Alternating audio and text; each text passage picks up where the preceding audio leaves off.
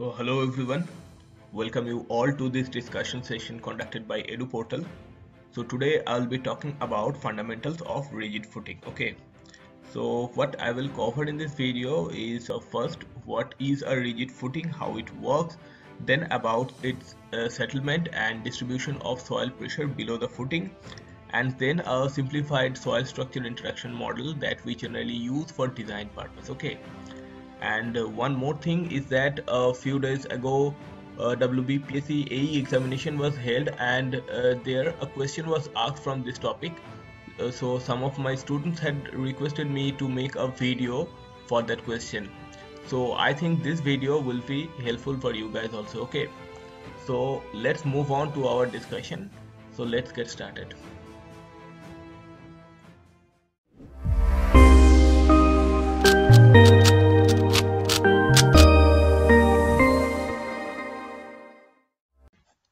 A symmetrical footing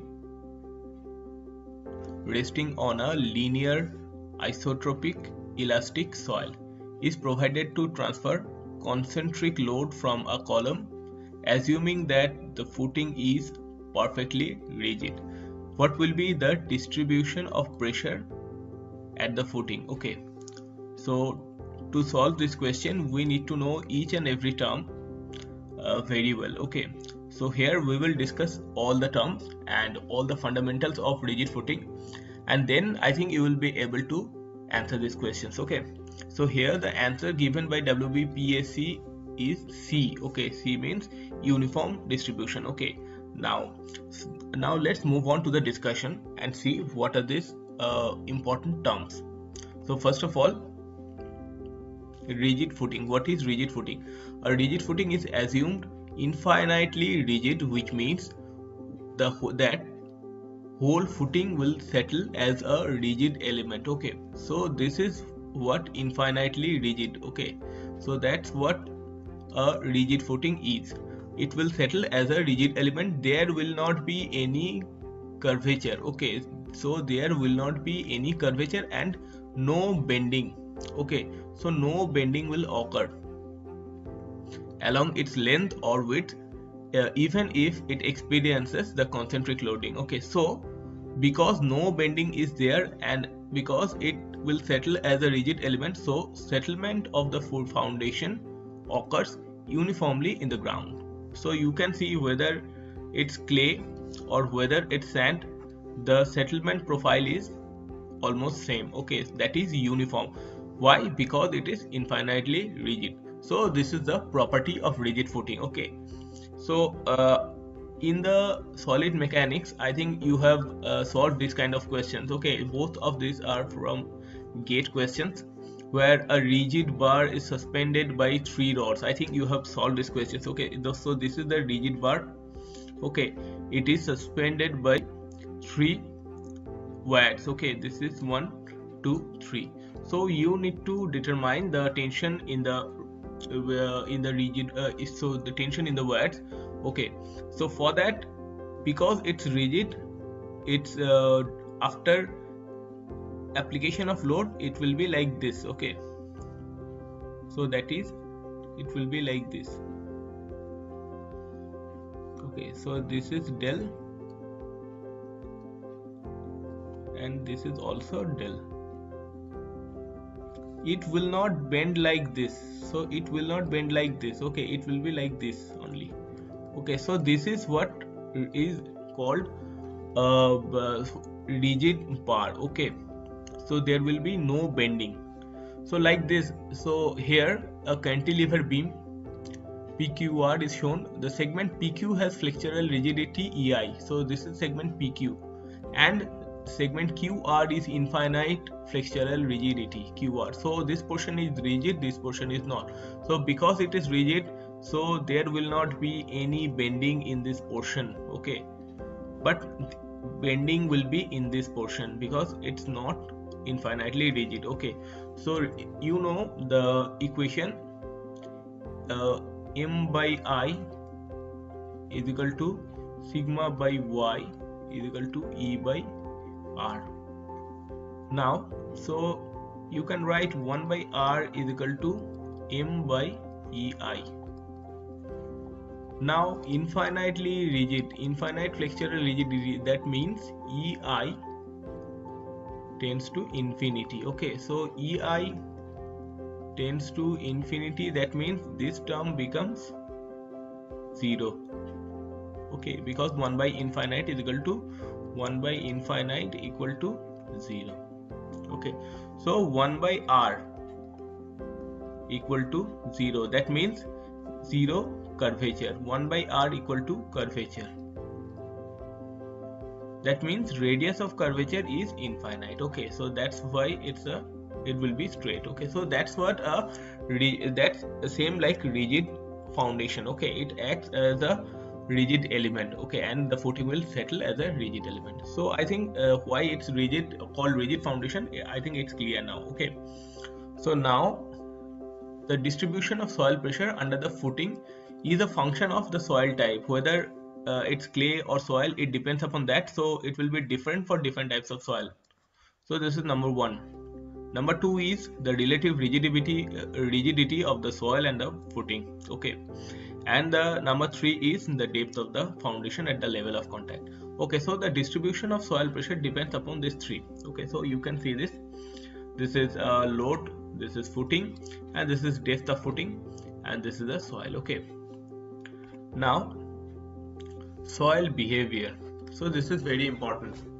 So soil behavior is based upon Hooke's law of linear elasticity under working loading conditions. So this is what we assume. Okay, so we assume in our working loading condition that soil behaves like a material that obeys Hooke's law of linear elasticity. Okay, so Hooke's law of linear isotropic elasticity may be thought of as a simplest available stress-strain relationship to capture essential features of the soil behavior. Okay, so the deformation characteristics of the soil are quantified by the coefficient of subgrade reaction. Okay, now what is that? It is also called subgrade modulus, which is similar to the modulus of elasticity of unidirectional deformation. Okay, so so we will know about this. So before that, soil is said to be isotropic. Isotropic means what here? Isotropic means soil has equal stiffness in every direction. Okay, so a linear elasticity, that means it obeys Hooke's law. And then isotropic means, it means it has the soil has equal stiffness in every direction. Okay, so now what is coefficient of subgrade? So this is coefficient of subgrade reaction. Okay, so what is Q? Q is the bearing pressure, delta is the settlement, and Ks is the coefficient of subgrade reaction. Its unit is force by length cube. Okay, so this is linearized function. Okay, so ideal function, that is linear function. So it is actually a true behavior, it is true, and this is idealized. This is idealized. Idealized is linear. Idealized is linear and true is non-linear. So Hooke's law of linear elasticity means simple stress strain that is linear. Okay, so we are taking this for the soil. We are taking this, that is idealized. Okay, so this is what is about soil behavior. Now the next thing is rigid. Suppose the rigid footing is resting on the sandy soil. Okay, so when the rigid footing is resting on sandy soil, the sand near the edge of the footing tends to displace laterally when the footing is loaded. Okay, so the sand near the edges of footing tends to displace laterally, and as a result of this, it decreases the soil pressure near the edge. Okay, so you can see decrease in the soil pressure near the edge. Suppose this is P1, P edge, and P edge, and so soil away from the edge of the footing is relatively confined. So this is, suppose this is P middle. So in the sandy soil, P edge is less than P middle. Okay, so at the edge pressure will be less, and at the middle pressure will be more. So this is what happens when rigid footing is resting on the sandy soil. Okay, now next one is rigid footing on clayey soil. When rigid footing is resting on the clayey soil, as the footing is loaded, the soil under the footing relieves the pressure under the middle of the footing. So here what happens, this is pressure at the edge, this is pressure at the middle. So here in clay soil, P edge is greater than PM. In case of sandy soil, P edge was less than PM, and in case of clay soil, P edge is greater than PM. So the soil pressure will be like this. Okay, so this tends to decrease the soil pressure at the middle. Okay, so here this will be the profile of the soil stress diagram when the rigid footing is resting on the clay soil. Now design purpose. Okay, so these are actual situations. Okay, this is what happens in the actual situation when rigid footing is resting on sandy or clay soil. But in the case of design purpose, so in case of design purpose, it is common to assume, what we assume for design, that the soil pressure below the footing is linearly distributed. This is very important. Okay, so what we assume, that soil pressure is linearly distributed, which is actually not in the case of practical case. But here what we assume, that it is linear. So the pressure distribution will be uniform if the centroid of the footing coincides with the resultant of the applied force. That means what? Concentric loading. So it is linear. Okay, so it is linear, but because it is concentric loading, so in case of concentric loading it will be like this. Okay, so this is also linear, but it's uniform. Okay, so first see this, what is concentric loading. So when the resultant load is acting at the footing, resulting load acting on the footing base coincides with the centroid of the area. So this is the centroidal axis, this is the axis of loading, so they coincide. Okay, so this is called concentric loading, and the footing is loaded with concentric loading, has uniform distribution of soil pressure. Okay, so this is concentric loading and uniform distribution of soil pressure. Okay, so this is what has been asked in the examination. Concentric loading, they had mentioned this term, concentric loading. Okay, so in that case you have uniform distribution of pressure. Okay, so I will tell you again about detail of the question. And now let's see what is eccentric loading. This kind of footing is usually designed for both moment and axial load. Okay, so what is the reason for the moment? One, lateral forces due to earthquake, wind or soil pressure, and two, if the footing is loaded with eccentricity. Okay, so here the footing is loaded with eccentricity. Okay, so in that case there will be a moment will be introduced, and the value of the moment is m is equal to p into e, where e is the distance, e is this distance and p is the load. Okay, so here this is, so p by a stress will be p by a plus minus p e into y by I. Okay, that is, so that is PE is equal to m by I into y. So this is, these two are the cases. Okay, so this is eccentric loading, this is concentric loading. So we know now what is eccentric loading, what is concentric loading. And in case of concentric loading, pressure distribution will be like this, uniform.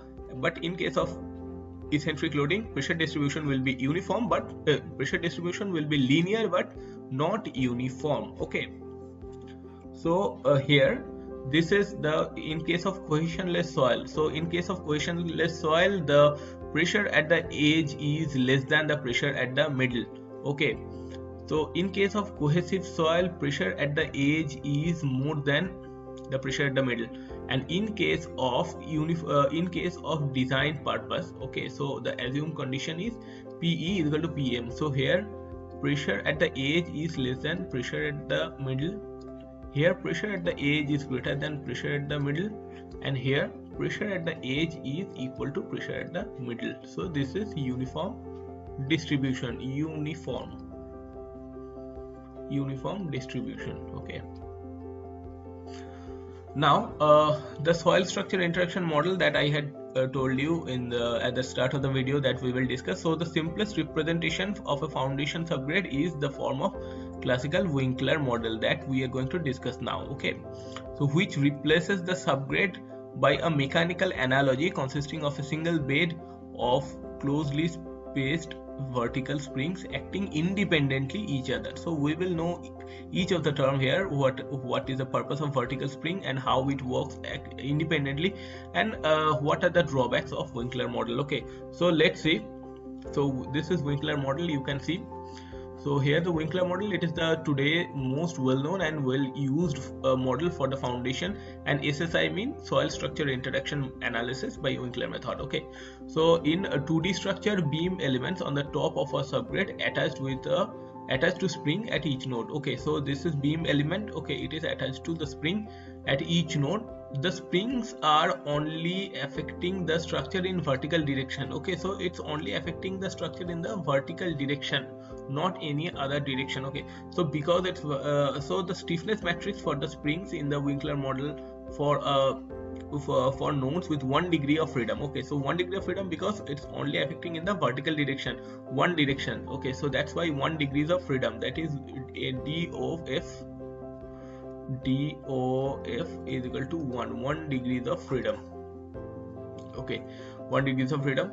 And so this is the stiffness matrix Ks. So here if we take 4 springs, so here this is K1 for spring 1, K2 for spring 2, K3 for spring 3, K4 for spring 4. Okay, so here the stiffness of a discrete spring Ki is defined as a relationship between settlement del I and the reaction force Ri. Okay, so as the spring is like this, okay, so when it settles like this, so because of the reaction, so its settlement will be like this. Okay, so this del I is the settlement and the reaction is Ri. Okay, so Ki is equal to Ri by del I. So this is the stiffness of a discrete spring. Okay, so this is the stiffness, and so for K1, this is K1 R1 by del 1, K1 is equal to R1 by delta 1. Okay, so in simple model, what we assume that the spring stiffness can be assumed to be uniformly distributed. Okay, so this is the assumption, important assumption, that the spring stiffness is uniformly distributed. So here is the model. So here is the load, this is the foundation, this is the soil. Okay, so it can be replaced by a beam, and the soil can be replaced by the springs. Okay, so this is the simplest Winkler model, okay, that we use for design purpose. So now the model idealization.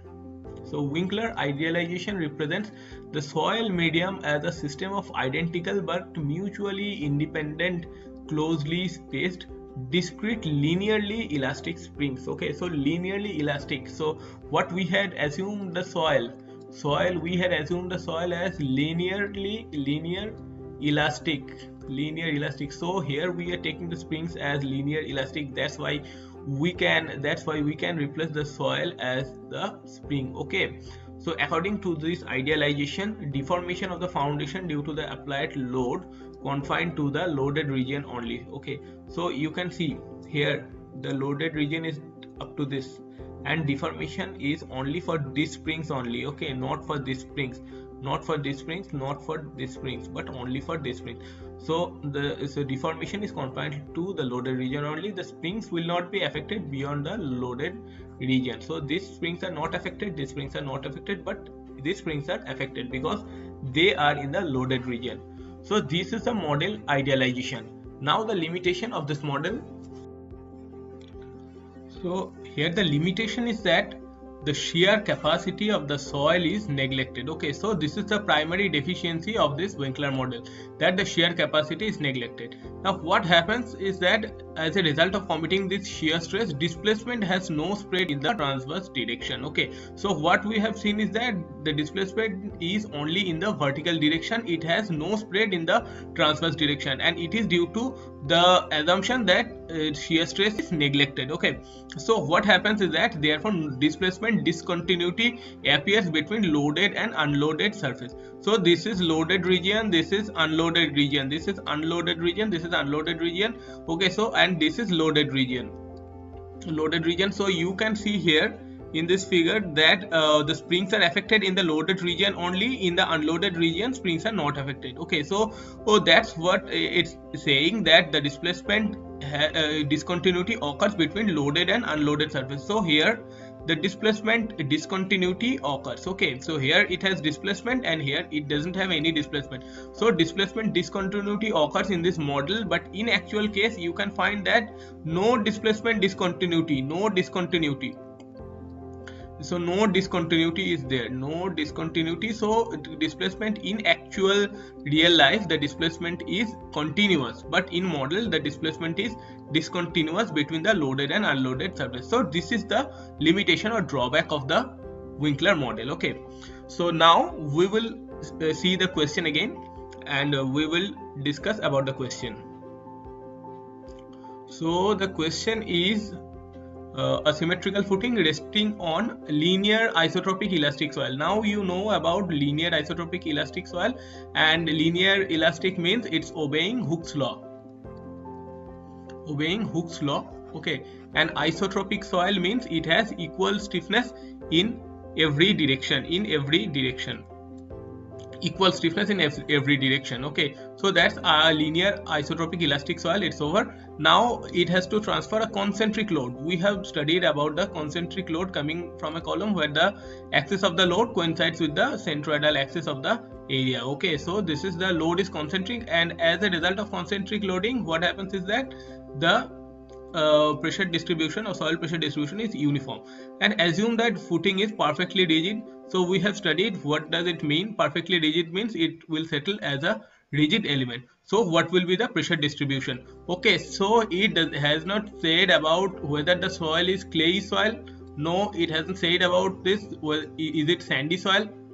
It hasn't mentioned about this. So no mention about the type of the soil. Okay, and it has taken the assumption linear isotropic elastic soil, concentric load is there, footing is perfectly rigid. So what will be the pressure distribution? Okay, so as per our discussion, I hope you can easily answer the questions, and the answer key given by WBPSC is C, that is uniform distribution. Okay, now it's your duty to validate the answer. Okay, I have told everything about the question and each and every term. Okay, so we have solved the question now. So what we have studied from the beginning is that what is a rigid footing, how it works, its settlement profile, soil pressure distribution in sandy soil, in clayey soil, and soil behavior and assumption. Okay, and consideration for design, and SSI model, that is soil structure interaction model, that is the Winkler model, is its idealization and limitations. And then we have solved the question. Okay, so we have solved everything of this question and everything of this topic. So let's end our discussion here, and if you find this video helpful, please share among with your friends. Okay, so let's end here. Have a nice day. Goodbye.